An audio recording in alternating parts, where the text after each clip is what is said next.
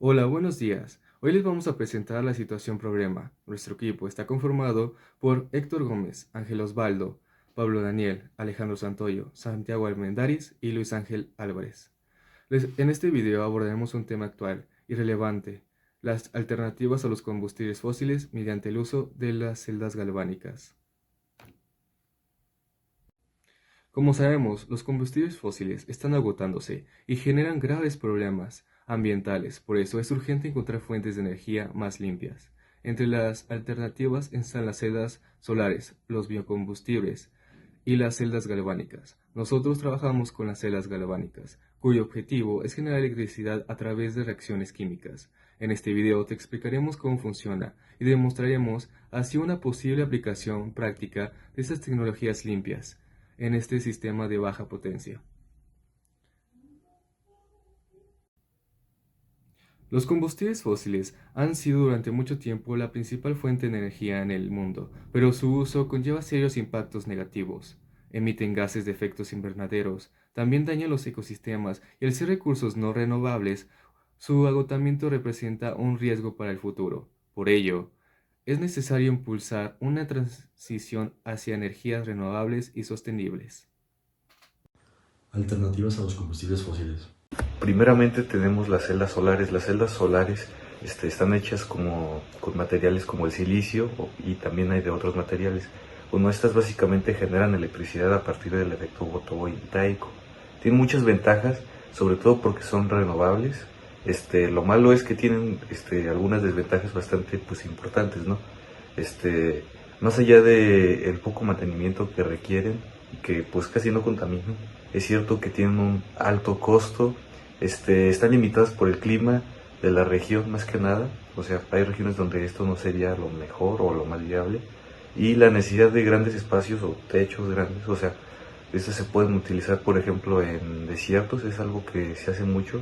La gente pone muchos paneles, celdas solares en desiertos para que puedan absorber la máxima cantidad de energía, pero pues no en todos los lugares es posible tener lugares como estos, ¿no?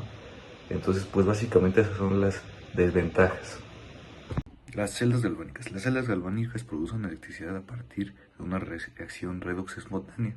Sin necesidad de fuentes externas, entre sus ventajas se pueden encontrar que tiene una generación inmediata de electricidad, su alta densidad energética y la posibilidad de aumentar su capacidad al conectarlas en serie o en paralelo, pues dependiendo de las necesidades que tengan. No obstante, estas presentan desventajas, como no ser recargables, generar residuos tóxicos al desecharse y ver reducido su rendimiento bajo ciertas condiciones ambientales.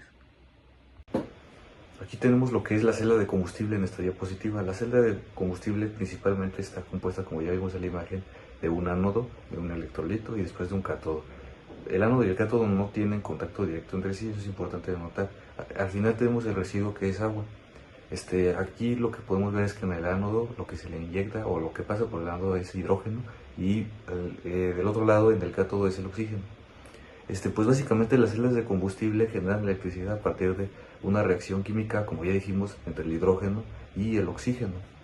Esta se divide en dos semireacciones. Principalmente esas reacciones son la primera reacción, que es lo que viene siendo la oxidación del hidrógeno. La molécula de hidrógeno se separa en dos protones de hidrógeno y dos electrones. Después, en la segunda semireacción, que es la reducción del oxígeno, tenemos un medio del mol de oxígeno reacciona con dos protones de hidrógeno y dos electrones para formar la molécula de agua.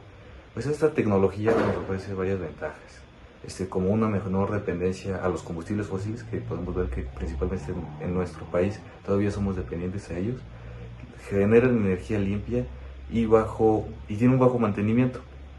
Sin embargo, a partir de esas ventajas tienen también grandes desventajas.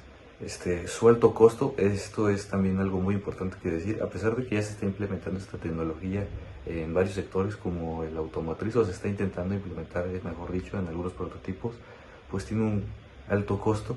Después tenemos que la producción de hidrógeno es a partir de fuentes no renovables y pues estas celdas pierden eficiencia conforme al tiempo. Estos son cosas que se están tratando de mejorar, pues como sabemos la tecnología avanza, pero pues es una gran alternativa que se está estudiando mucho hoy en día. Los materiales: utilizamos un multímetro para medir los voltajes, después usamos 6 caimanes para realizar las conexiones al multímetro y también entre los limones. Después usamos lo que fue el cloruro de potasio, que lo utilizamos en el puente de sal. Después 2 vasos de precipitado de 100 mililitros, 2 vasos de precipitado de 50 mililitros, esto para colocar las soluciones.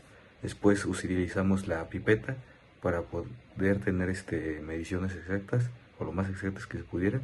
Utilizamos papel lija para limar las placas, algodón para cerrar los puentes de hidrógeno, limones y por último jugo. Procedimiento de las celdas galvánicas. Primero realizamos el montaje de las celdas como se muestra en la figura 8.1. Una vez hecho eso, utilizamos una disolución de 0.5 moles. Usamos como puentes salinos el tubo que conectara a ambos vasos de precipitado. Después medimos el potencial eléctrico de cada celda utilizando un multímetro. Repetimos la medición 2 veces más a intervalos de 5 minutos y registrando sus lecturas.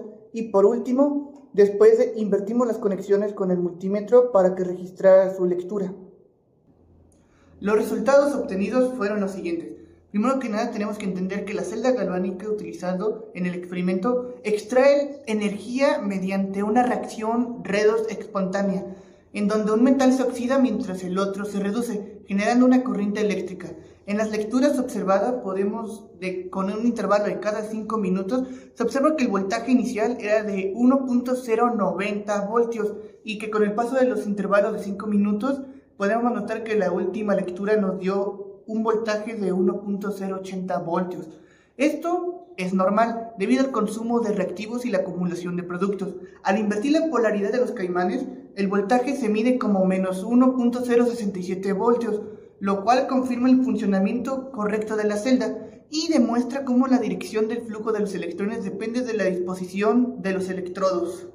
Resultados podemos obtener que en la primera reacción, el zinc sólido más el ion cobre de 2 positivos acuoso produce un ion zinc 2 positivo acuoso más de cobre sólido. Al conectar el electrodo del zinc en el ánodo y el cobre en el cátodo, se obtiene una diferencia de potencial positiva. El zinc se oxida liberando electrones y el ion de cobre 2 positivos se reduce. Esto confirma que la reacción es espontánea y libera energía, lo que lo hace es espontáneo.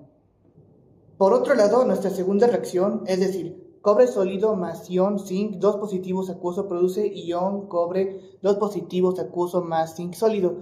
Cuando se colocó en esta dirección no se obtuvo un dato medible en el multímetro, lo cual indica que no ocurre una reacción de manera espontánea. El cobre metálico no reduce el zinc, ya que el ion de zinc 2 positivo tiene un menor potencial de reducción que el ion cobre 2 positivo. Por lo tanto, se podría decir que esto no es espontáneo. Los potenciales registrados en la celda zinc-cobre fueron de 1.081 volts, 1.082 volts y 1.083 volts. La media aritmética y la mediana ambas fueron de 1.082 volts. Esto nos dice que los valores fueron consistentes y no presentan valores atípicos. En contextos científicos, suele nada más utilizar la media para representar el comportamiento de todo el sistema. Bueno, ahora hablemos un poco de nuestra hoja de resultados. En la celda galvánica formada por zinc y cobre, el zinc metálico actuó como agente reductor, ya que se oxida y libera electrones. Por otro lado, el ion cobre 2 positivo, que está en solución acuosa, actúa como agente oxidante porque gana sus electrones y se reduce. La reacción global que ocurre es zinc más cobre 2 positivo da zinc 2 positivo más cobre metálico. La oxidación ocurre en el ánodo, donde el zinc se transforma en zinc 2 positivo y libera 2 electrones. La reducción ocurre en el cátodo, donde el ion cobre 2 positivo acepta esos electrones y se convierte en cobre sólido. Esto sucede porque el zinc tiene un potencial estándar de reducción menor que el del cobre, lo cual favorece que los electrones fluyan de manera espontánea desde el zinc hacia el cobre, generando corriente eléctrica. Los potenciales registrados en la celda zinc-cobre fueron de 1.081 volts, 1.082 volts y 1.083 volts. La media aritmética y la mediana ambas fueron de 1.082 volts. Esto nos dice que los valores fueron consistentes y no presentan valores atípicos. En contextos científicos, suele nada más utilizar la media para representar el comportamiento de todo el sistema. En esta práctica utilizamos sulfato de zinc y sulfato de cobre, que aunque son sustancias comunes en un laboratorio, si no se tratan de forma responsable pueden ser muy dañinas para el medio ambiente. Por ejemplo, el sulfato de cobre es muy dañino para los organismos acuáticos y si se vierte sin tratamiento puede contaminar ríos y suelos. A su vez, el sulfato de zinc también es una sustancia que desestabiliza mucho los ecosistemas. Por eso, comprendimos que hay que tratar estas sustancias de forma responsable. Los colocamos en frascos separados y reciclamos los electrodos. Estas acciones, aunque parezcan pequeñas, son claves para poder reducir el impacto ambiental de los experimentos. Después de construir y analizar una celda galvánica, llegamos a varias conclusiones. Primero, comprobamos que sí es posible generar energía eléctrica a partir de una reacción química sin la necesidad de comer combustibles fósiles. Aunque el voltaje que obtuvimos fue pequeño e iba disminuyendo con el tiempo, demostramos que incluso una celda tan pequeña como la nuestra era capaz de alimentar dispositivos.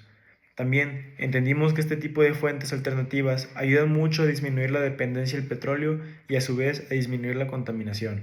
En resumen, esta práctica no solo nos enseñó sobre reacciones redox, sino también a reflexionar sobre cómo nuestras decisiones y nuestros avances científicos pueden generar un impacto muy positivo en el planeta.